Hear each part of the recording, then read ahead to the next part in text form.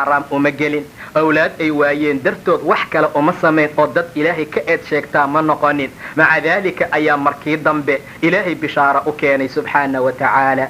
intaa ka gadaal waxaa loo yidhi yaa ibraahiimu acrid can haada ibraahiimow arrintaa faraha ka qaad arrintaan arrin dhacaysa waaye ka sii jeeso waxaa yimid amarka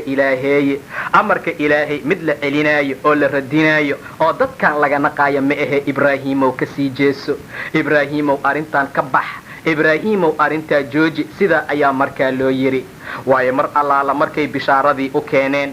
oo ay dhacday inay u bishaareeyeen lugta ay soo marsiiyeen ibraahim iyo ehelkiisa way ka soo ambabaxeen malaa'igtii bishaarada waday gurigii ibraahim waxay u soo tallaabo ama saama qaadeen dhankii luud ay deganaayeen waxay soo gaareen meelihii ay markaa deganaayeen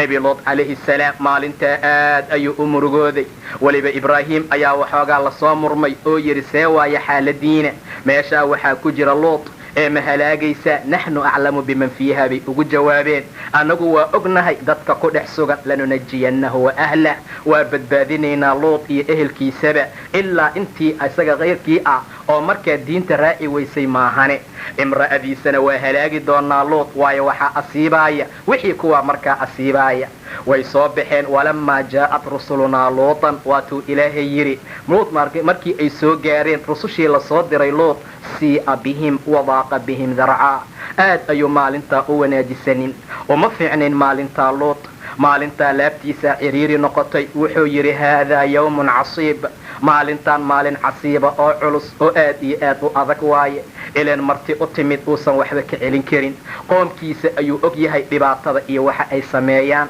ragga ayay isticmaalaan maca daalika wiilashaan malaa'igta waxay iska soo dhigeen shabaab iyo wiilal qurux badan mar allaala markii ay arkaan ama indhaha ay ku dhuftaan waxaa dhici karta inay mashaakil iyo dhibaato gaarsiiyaan sidaa darteed luud maalintaa ma bishaaraysanin sii'a bihim wadaaqa bihim darcan xagga laabtiisa ayaga dartood ayay la ceriintoontay markaasuu yidhi haadaa yawmun casiib maalintaan maalin culus waaye saan soo tilmaanay qoomkiisa waxay ahaayeen qoom xumaanta sameeya waxay ahaayeen dad ragga isticmaala waata ilaahay uu ku magacaabay waxaad la imaanaysaan ragga ayaad u tegaysaan waxaad samaynaysaan faaxisho maa sabaqakum biha min axadin min alcaalamiin axad caalamka ku sugan uusan idin